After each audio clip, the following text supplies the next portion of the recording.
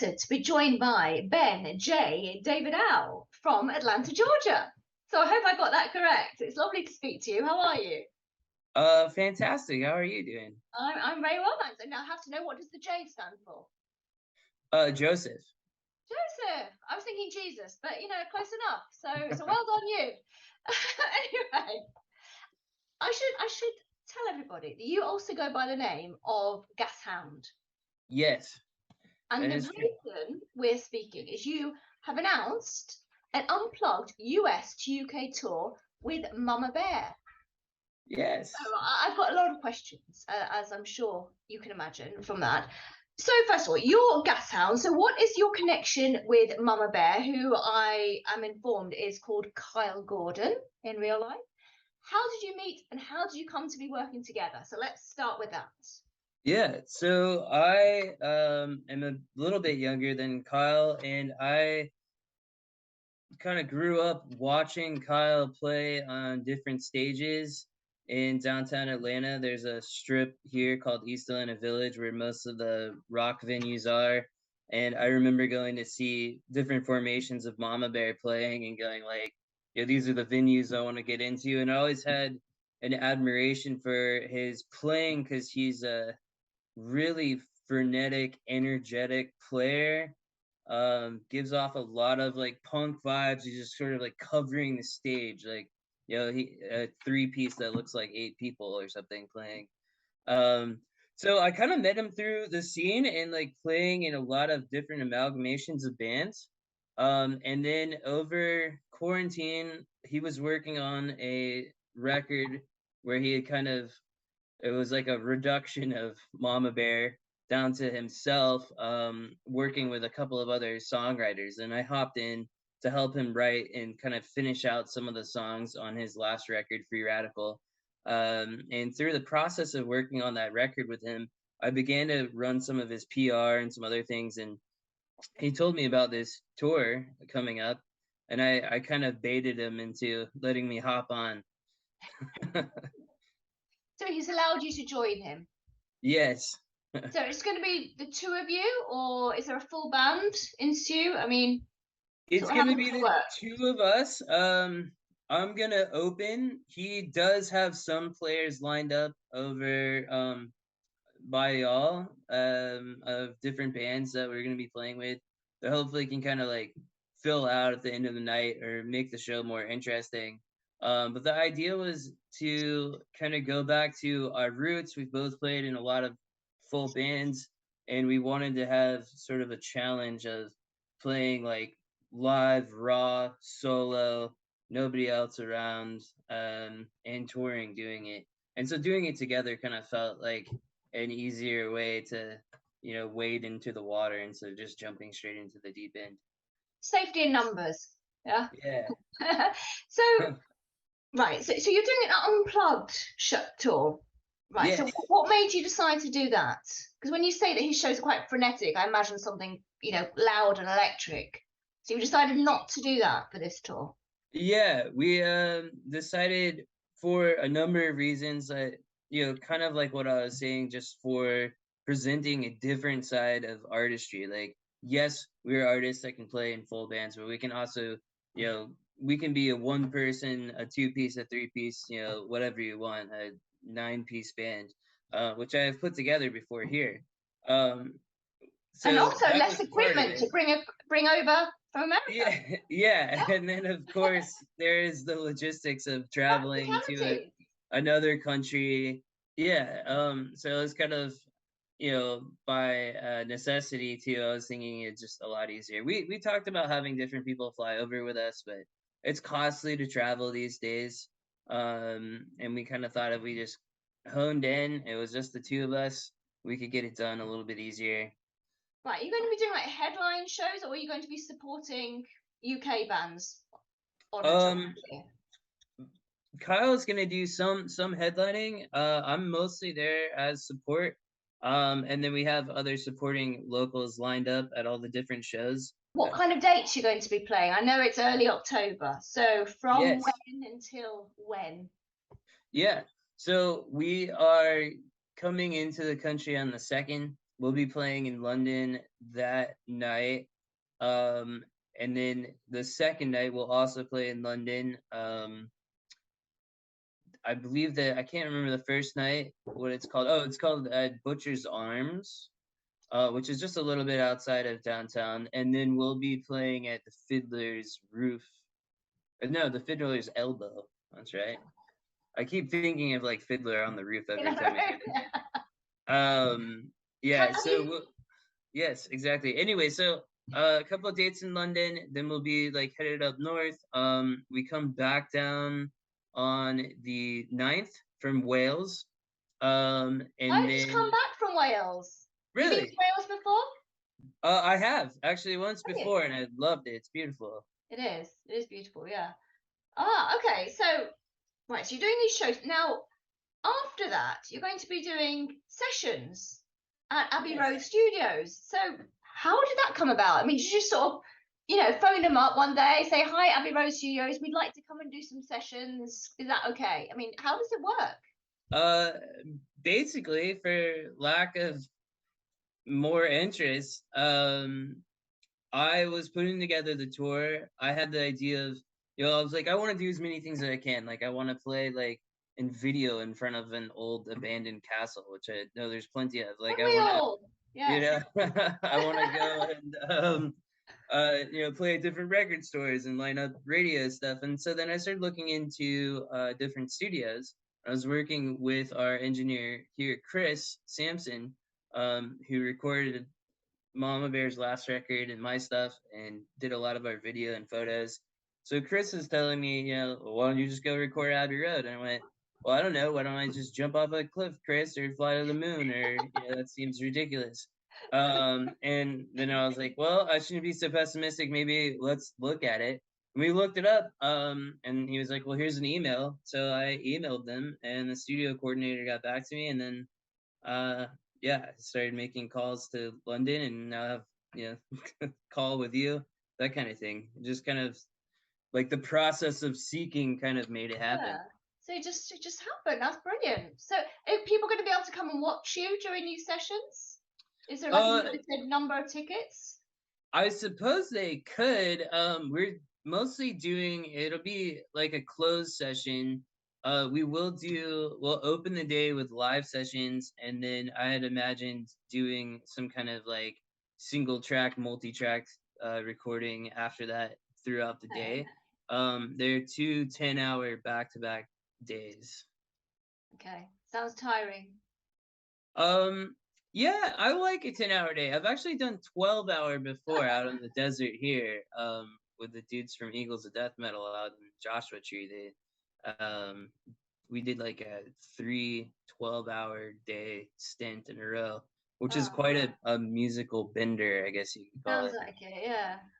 So how can people find out about the dates and get tickets and all of that sort of thing?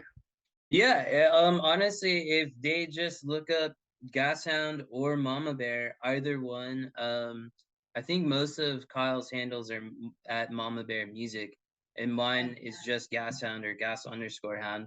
And then there's link trees on all of the pages. They should be updated. And within that, there's a US to UK tour link on all of the pages so they can see all of the shows, full list of shows. It links back to both bands. You can see all of the music that we've been putting out recently. I've been doing like a lot of the back end administrative work too, and a lot of graphic design to clean everything up and get it all laid out and make sure that the user experience is easy enough to follow. Very So if you important. follow us on social media and then you like go to the link in our bios, then you should be Right. able to find everything you need. Okay, and if people are wondering about your influences and your style of music, I've read that your kind of music would appeal to fans of the Velvet Underground and Radiohead, The Kinks, Elliott Smith, that type of thing. Is that right? Yes, sometimes I refer to it as shades of rock and roll Yeah. because a lot of it has sort of a vintage feel, some of it's psychedelic, some of it's like really heavy rock. I have a huge influence from desert rock, like Queens of Stone Age and bands like Mm. that. Um, But yeah, as a writer, I write a lot of different styles of music. But I do think that there's sort of like a woven key element that, makes it all something that I'm writing as opposed to me trying to emulate a particular style. And speaking of writing, you're going to be publishing your first book of beach reminiscent poems. So this is in a collection called Baghdad Battery Acid, which is a UK exclusive. So tell us about this. I mean, it sounds extraordinary. Yes, I was actually hoping to have a copy today, and the printer pushed back on me. So too bad as we missed it by a couple of days. So I have a degree in creative writing for poetry. Oh, very nice. Yeah, it got me. Well, it helps with songwriting for I sure. bet it does, And yeah. and so I decided I hadn't put out any collection of work in a really long time, and I began this about maybe 6 months ago, where I just started looking through what I've written over the past decade, between lyrics and random scribblings late at night that kind of forced me awake and out of bed, and just like was weaving through the collection, and then I saw several publishers that were looking for that type of work. So through that process, I began to like narrow it down and pick different pieces. So this is sort of the first of what I hope to have several of a collection of poems to put out. And this is a collection of 27 pieces, isn't it? Yes. So what are they about? I mean, the name doesn't really give anything away there. I mean, it's quite, well, what is the name? I mean, what does it mean? Baghdad Battery Acid. Yeah, so the name came to me as another thing kind of late at night, as a lot of ideas do. Um, and it was just kind of this idea of battery acid mixing with this iconic old piece of something that almost seems magical from an ancient world, the Baghdad Battery, which is a canopic jar that they think actually would have emitted some kind of electrical output. In order for a battery to work, it has like usually some kind of an iron rod in the middle, and then it has like a cylinder that has to conduct electricity made of something like brass or copper or something like that. I And didn't then think you I'd have be to have a learning so much cage. this evening, but yeah, go on. Yeah. So, Take it in. anyways, Yeah. another essential part to having a battery is you actually have to have some kind of acid to produce electricity in that type of a battery. So, what they think they would have used is like vinegar or wine or something like that, to produce, make this battery emit some kind of a electrical output. Would lemon Um, juice work? yeah, I probably could in a large enough quantity. Yeah. Yeah. I hope everyone takes notes at home. I'm certainly taking notes. And what are the poems about? Are they like quite Um, diverse themes? yeah, so like the idea Topics? of this, I guess, was like coming up with this thing that's this a retake on memories and ancient cycles of life into coming to new discoveries, like understanding, that common day objects can create wonderful and magical things. And so these poems are really tied more together through these late night thoughts and ruminations of mine, that they're all kind of written at various moments that I have time between touring or working a job or other things like that. So it's more or less just a snapshot of the insanity of my mind, I guess. A snapshot of the insanity of your mind. Very nice. How do we get hold of this book? I will have it with me on tour to sell at the shows. Okay. And then after that, I will be listing that book and the rest of the music, and all that stuff will be released on a Bandcamp, which I haven't even released a Bandcamp yet because I just wanted everything to be like focused on like physical handshake live show merch. Okay. Yeah, fair enough.